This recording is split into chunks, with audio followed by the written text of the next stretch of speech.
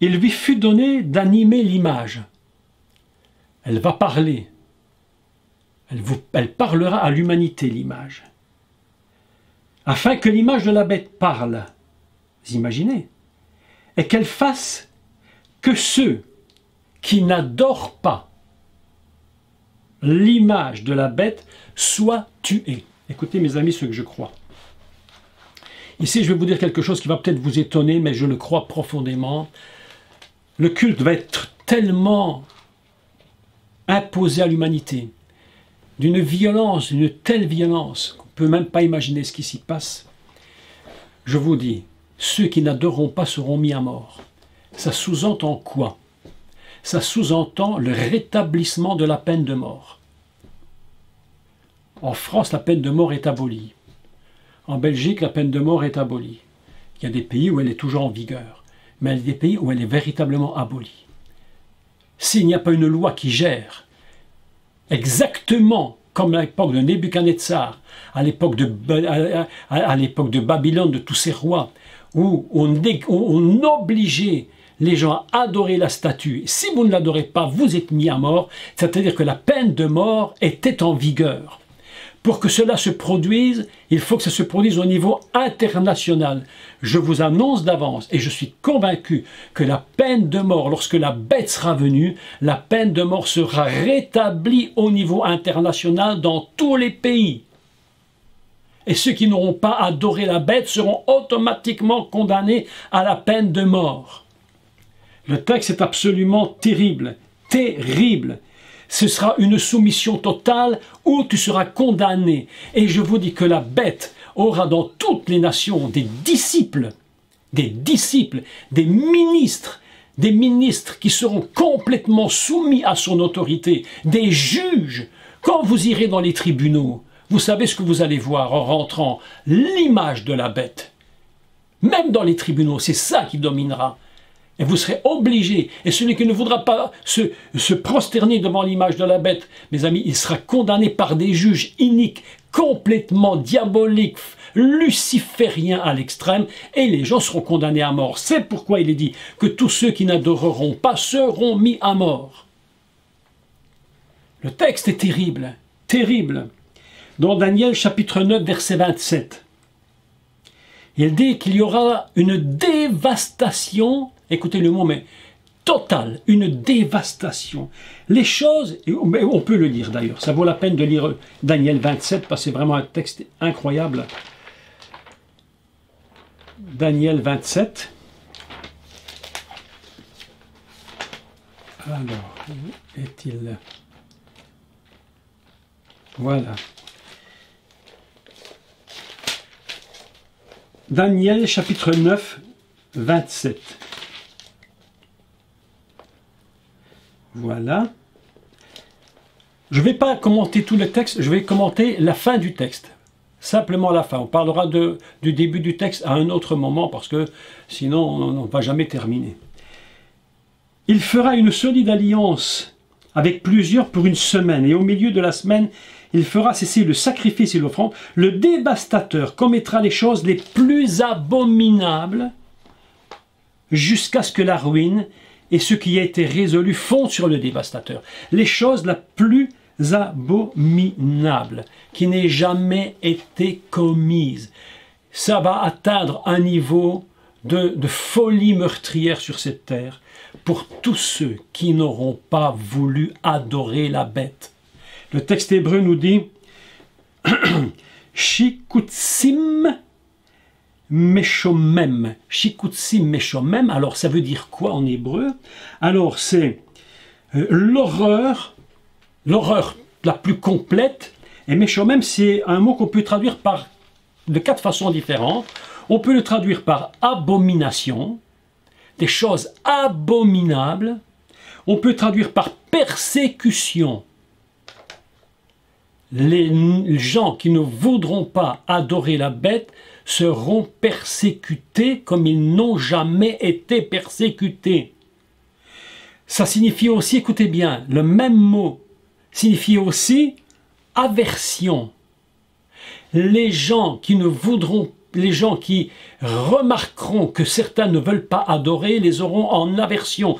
Je vous dis que dans ces temps, il y aura des délations sur la terre comme on n'en aura jamais connu.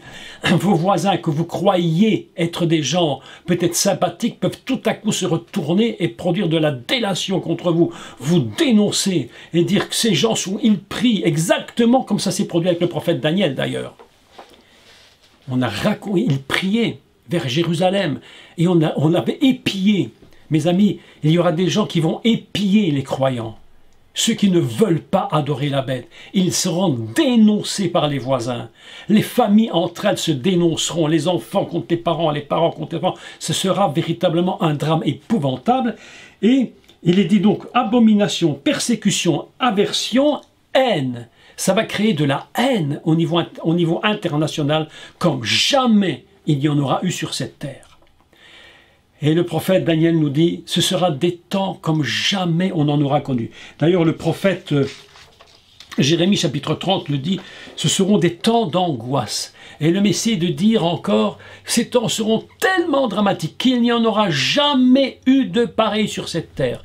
Mes amis, 3 années et demie épouvantables, épouvantables. Aujourd'hui, nous sommes dans les prémices d'une mise en place de quelque chose qui est à venir rapidement. Je voudrais vous lire un texte. Écoutez bien maintenant, je pourrais encore évidemment en parler très très longtemps sur tout cela, mais dans les cours prochains, nous allons encore parler, d'accord, de ce même thème, puisqu'on est un peu dans les temps qui nous approchent de cela. Je voudrais vous lire un texte au sujet des chrétiens. Seront-ils, oui ou non, présents pendant la persécution? Certains disent non, certains disent oui, certains disent après, certains disent pas du tout. On préférait avant, évidemment, pour éviter de connaître ces horreurs. Mais je voudrais vous lire un texte dans Apocalypse chapitre 15. Puis, je vis dans le ciel un autre signe, grand et admirable, 7 anges qui tenaient 7 fléaux, les derniers, car par eux s'accomplit la colère de Dieu.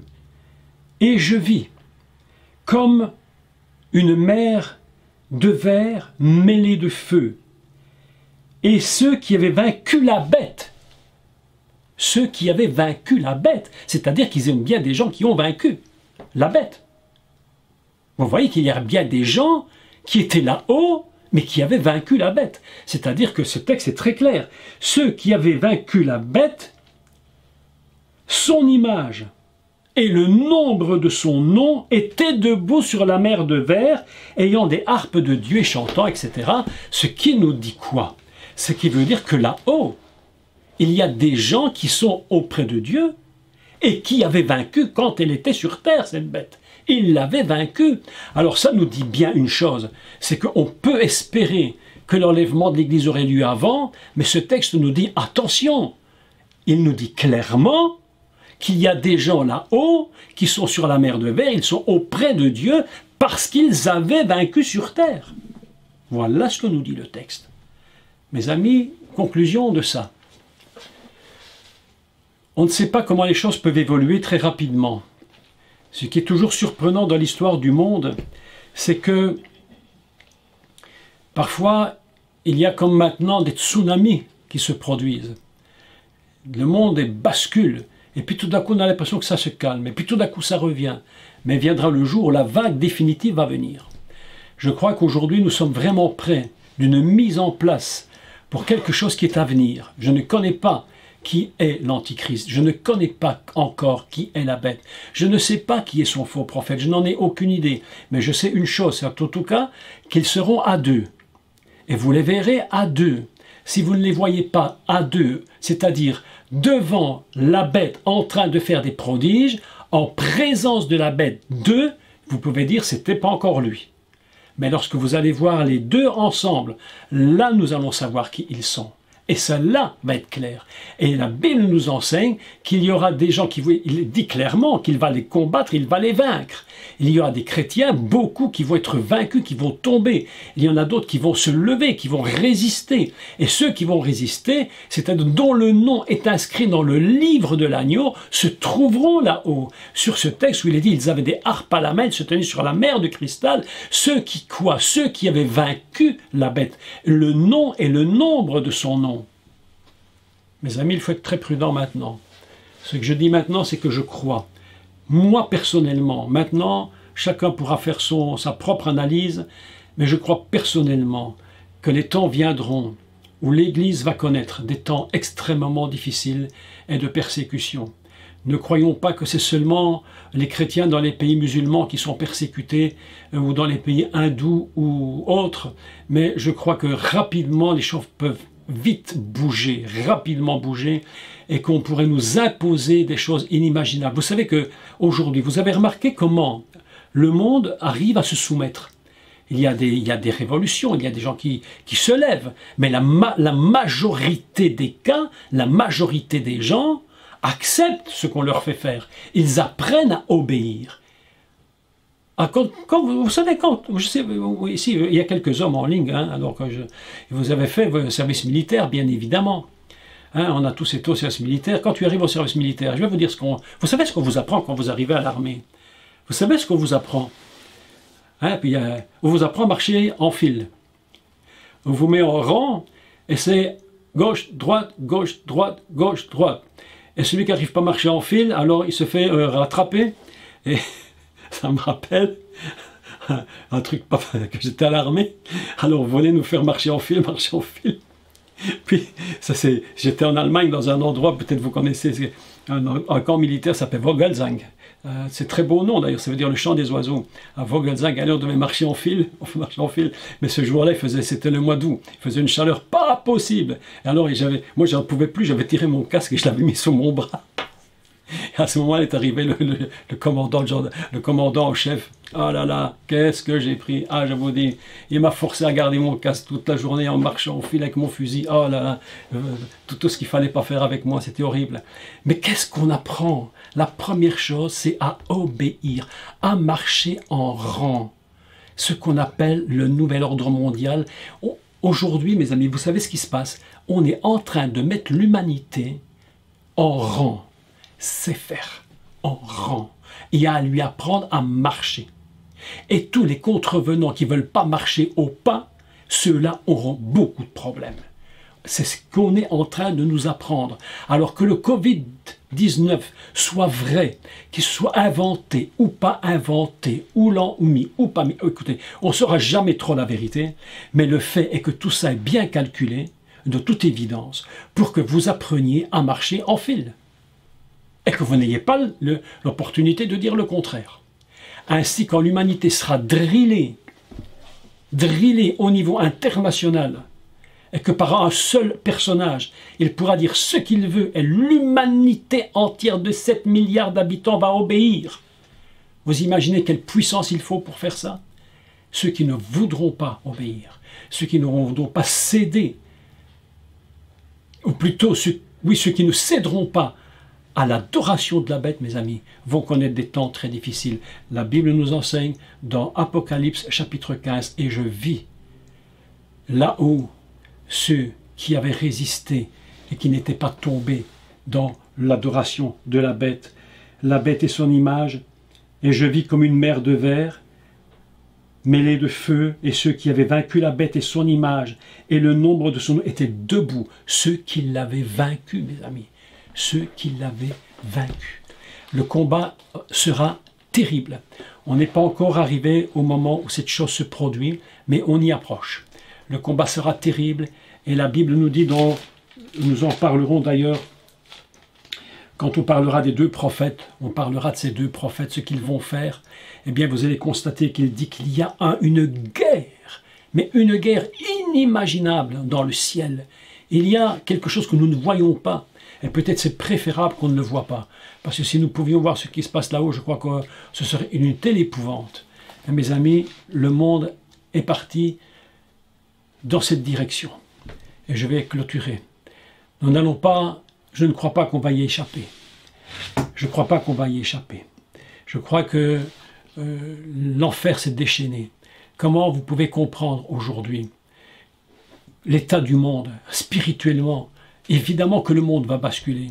Ce matin, je voyais aux informations en Pologne, malgré le confinement, tu voyais les gens masqués, pas masqués, et les femmes défilent dans les rues de Pologne, par milliers, exigeant qu'on leur permette d'avorter comme elles veulent, quand elles veulent, où elles veulent.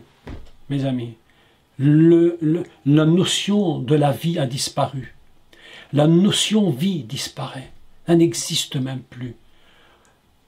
Et j'ai entendu une dame qu'on interviewait, elle disait « Mais nous aussi, nous avons des valeurs. Nous aussi, nous avons des valeurs. » Alors elle dit « Mais il n'y a pas que les chrétiens qui ont des valeurs. Nous aussi, on a des valeurs. Il faut nous respecter nos valeurs. Nous voulons que nos enfants soient bien heureux plus tard. C'est pourquoi nous exigeons que le gouvernement remette l'avortement et permette tous les avortements. » Mes amis, le monde a perdu tous ses repères.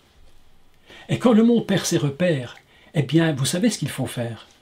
Et c'est là que la bête va intervenir, et Satan le sait. Il va lui donner des repères. Il y a un texte biblique très intéressant, il dit, il parle du monde, et il dit, écoutez le texte, il dit, je vais essayer de me rappeler plus ou moins, il dit, le monde n'a plus de signes.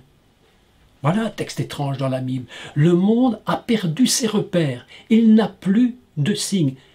Eh bien mes amis, s'il n'y a plus de signes, c'est ce qui se produit. Aujourd'hui, tout est permis. Quand vous voyez ce qui s'est produit en France, à l'Élysée, le jour où le président Macron a pris son pouvoir et qu'on a invité un groupe absolument d'une honte totale, le monde n'a plus de signes. Et le diable va venir et il va vous en donner. Et lui, il va mettre ses propres signes. Il va vous mettre en rang. Il va mettre l'humanité en rang. Il va dire maintenant, c'est ainsi, pas autrement. Il va exiger qu'on adore. Il y aura des cultes lucifériens au niveau international. Il y aura la peine de mort qui va être établie. Il y aura des milliers de gens qui vont mourir, persécutés, tués par ce gouvernement mondial et par tous les laquais qui seront soumis à la bête. Chaque pays aura son niveau d'exécution pour ceux qui ne veulent pas adorer. Mes amis, aujourd'hui, il faut que nous, les croyants qui sommes ici, nous nous accrochions à Dieu, nous nous accrochions à lui, pour que nous ayons la force de traverser cette tempête terrible. Elle commence de souffler. Aujourd'hui, ça commence, on sent quelques brises de la tempête. Ça paraît difficile, mais enfin, encore, on peut faire nos courses, on peut faire nos achats. Mais lorsque tu auras refusé la marque, tu ne pourras même plus, le système économique, le système de distribution de nourriture, de tout ça va être arrêté systématiquement. J'ai oublié de vous parler de TAV, la marque. Je vous avais dit que j'en parlerai. Je vous dis, bon, est-ce qu'on a encore quelques minutes ? Vous me laissez quelques petites minutes. Je voudrais vous parler du TAV. Qu'est-ce que c'est le TAV? Si vous prenez le texte, la traduction hébraïque, donc la traduction de l'hébraïque, ça c'est une Bible totalement en hébreu, si vous prenez la traduction hébraïque, vous allez constater que le mot utilisé pour la marque de la bête, c'est TAV. Mais qu'est-ce que c'est le TAV? Parce que je me suis dit, on aurait pu écrire je ne sais pas moi, si, on aurait pu écrire une image, je ne sais pas. Il parle de la marque. TAV, c'est quoi? C'est la dernière lettre de l'alphabet hébraïque. C'est-à-dire, c'est la clôture, c'est la finalité de tout ce qui permet d'écrire, la finalité de tout ce qui permet la parole. Lorsque je suis dans le TAV, je ne peux plus aller plus loin. Lorsque tu verras la marque, c'est-à-dire le TAV, ça veut dire qu'on est arrivé au maximum de ce qu'on peut exiger sur cette terre. TAV, c'est la fin. Après TAV, il n'y a plus rien. TAV, c'est la catastrophe. D'ailleurs, c'est le TAV, mes amis, écoutez-moi bien, c'est le TAV qui a détruit le Reich d'Hitler. Vous savez pourquoi? Parce que TAV, quand tu regardes la croix gammée, c'est un TAV.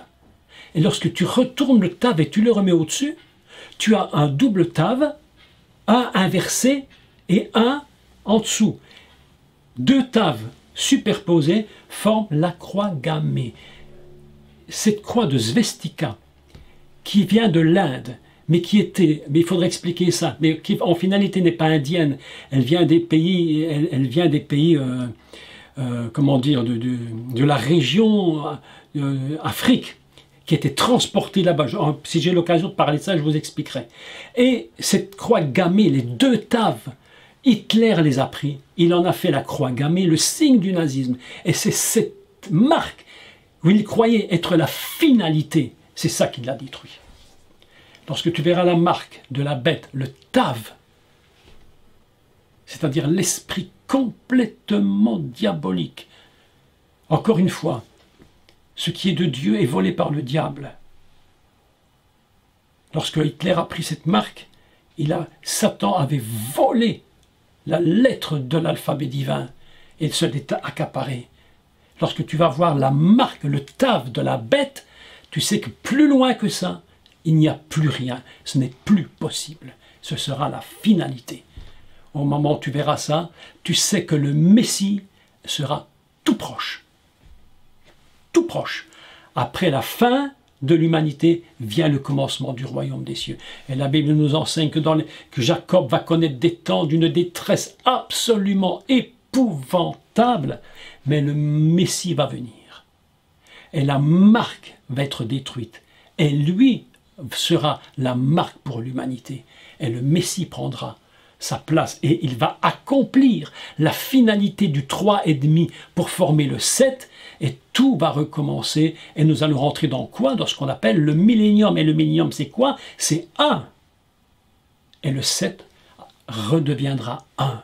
Ainsi, lorsque vous verrez les 2 personnages, si nous les voyons, les 2 personnages ensemble, et un qui glorifie l'autre, lorsque vous verrez la marque, vous pourrez vous dire c'est la fin.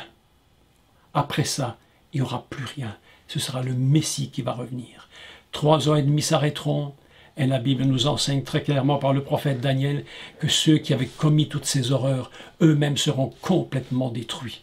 Il n'y aura plus rien à faire pour eux. Mes amis, écoutez-moi bien, soyons aujourd'hui sur nos gardes. Je n'ai pas dit que j'avais tout dit.